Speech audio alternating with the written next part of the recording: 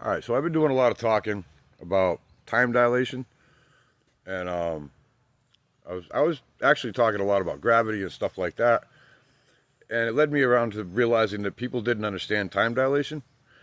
I understand a lot of people didn't understand it, but when I got into the physics world, I found out most physicists don't understand it, and it all boils down to the word time.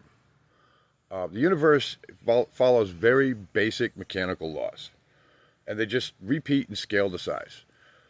And physicists are stuck on the word time.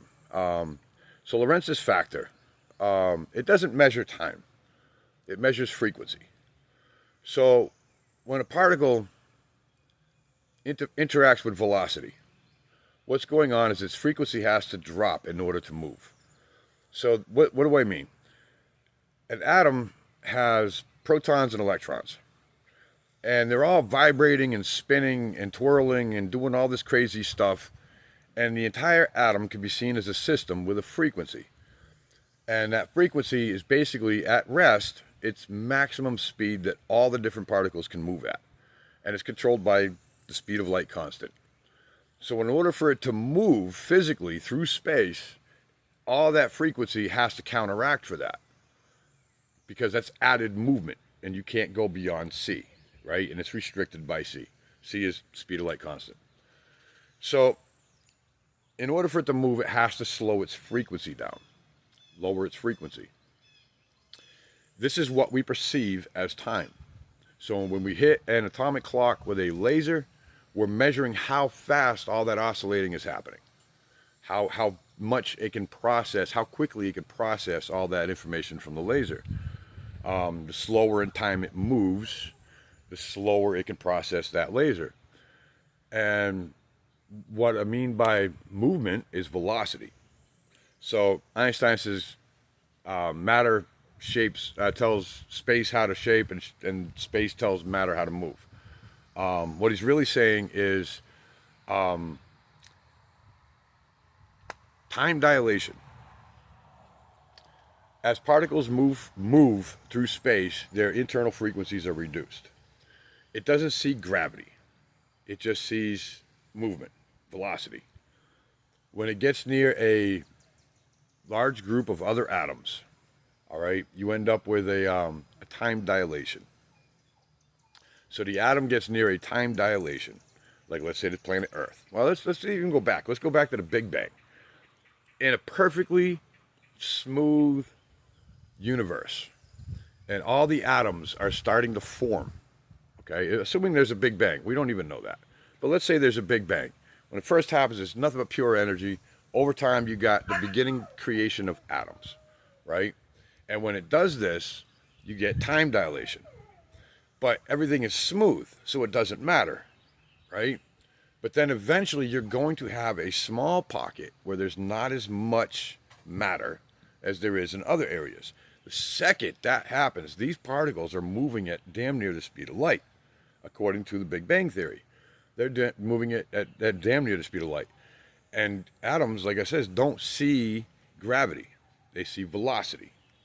So their time dilation is extreme. So the slightest indifference in that gas cloud that's moving at near the speed of light, the slightest indifference creates a massive reaction almost instantly, and everything starts spinning quick, slamming into each other hard. And this is going to go on for a very short while because of all that massive speed. It is going to cause what we call gravity. Everything is going to literally spin and pull together because of time dilation. Time dilation creates gravity, and it does this through velocity. And at the beginning of the universe, that means a lot of gravity was just waiting to happen very quickly. And the kicker is when you take a galactic-sized cloud and you start spinning it, you can't gain momentum. So what happens is as the cloud spins, it reduces its outward momentum from the Big Bang. It reduces it in that cloud by the amount of the spin. What controls the spin? Well, with time dilation, mass on the entire system of that cloud, which is going to become a galaxy. That entire system of the cloud its spin is directly proportional to its mass. So the bigger it is, the faster it has to spin. We look at galaxies today and get all kinds of confused because we look at them from outside and from our time dilation. We look at a galaxy from the top or the bottom of it, and we look at the spin on the inside, the spin in the middle, and the spin on the outside stars. And the outside stars blow our mind because they're moving way too fast. They should scatter off into space. And I try and tell people, no, that's time dilation. And they say, no, time dilation is about gravity. And I'm like, no, it's about velocity. And they don't quite get it. And actually, through this paper trying to explain to people what time dilation is, I realized it is gravity. It's literally the cause of all gravity. So what's going on is the outside atoms spin, the outside stars in the system of a galaxy, just like the system of an atom or a system of a solar system, any system, you got to look at it as a system. If you're looking at gravity in a system, you got to look at all of it. You got to look at all of it, the frequency, if you will.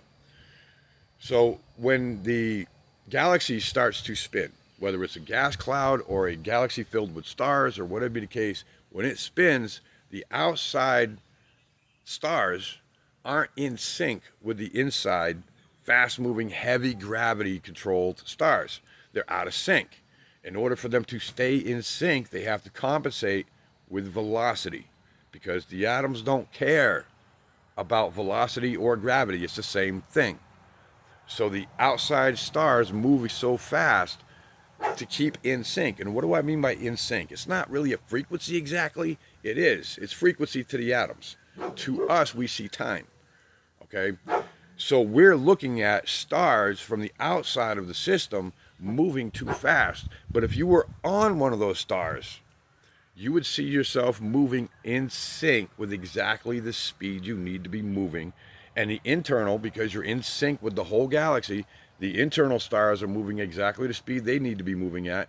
You're moving it with the speed you need to be moving at because you're all in sync. If you get out of sync, you're not going to see it right. And this is what Einstein was talking about with everything is relative. Our viewpoint is relative. And but it's not space-time warping and changing to change your view. It's actually your atoms, your atomic clock throughout your body. We perceive when it slows down or speeds up, we perceive that as time. And that's why we get a little confused when we're trying to explain it. But, well, they kept trying to measure time. So when they did the math in 1918, we have had unified gravity since 1918. They sat down and tried to fix all this. They did. They succeeded 100%. And they misunderstood what they were reading at because they kept measuring for time. It's frequency. The frequency of atoms and particles is caused by time dilation. Well, which is the cause of gravity. I mean, all gravity is caused by time dilation being controlled by speed of light constant, which is movement. Without movement, you got nothing. As long as things move, we will always have gravity. Now, how does this look? If the universe is controlled by the speed of light constant and time dilation, how does it look? Well, atoms have a particular shape. You have a heavy proton in the middle, electrons spinning around. You zoom that out and you get people. Hey, we're all kind of stuck together, but all these atoms, right? But we get stuck to the planet by time dilation. We have planets that are big balls spinning. Everything has to spin. Everything. Each time a galaxy is formed, that forward momentum gets reduced to spin. So all the forward momentum, all the expansion we talk about is actually, every time a galaxy is formed, it's reducing that spin just a little bit. Now, a galaxy spins at a set speed. Each star is set at a set speed based on its core. The center of the galaxy, the base weight in the center determines the spin on the outside. The we have galaxies with no galactic core, no black hole, right? So it's a very weak inner core. So it spins very slowly, even on the outside. If we have a strong, like our galaxy, we have a very strong galactic core, a lot of gravity, and movement on the stars on the inside have to spin fast, and to compensate for that gravitational pull, they have to spin fast.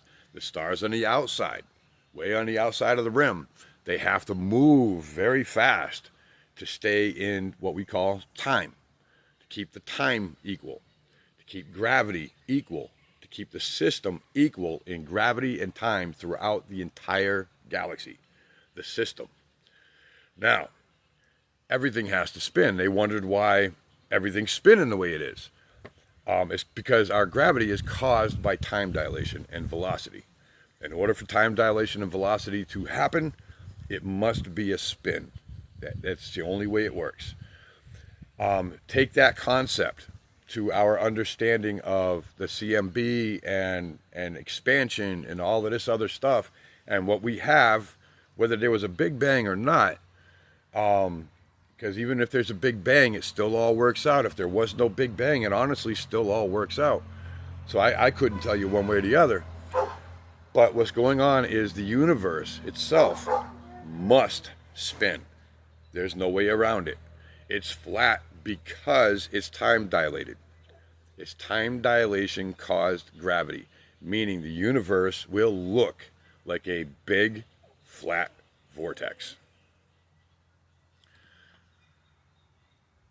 Take that how you want it. But they did the math back in 1918. They just didn't recognize it. Y'all have a wonderful day.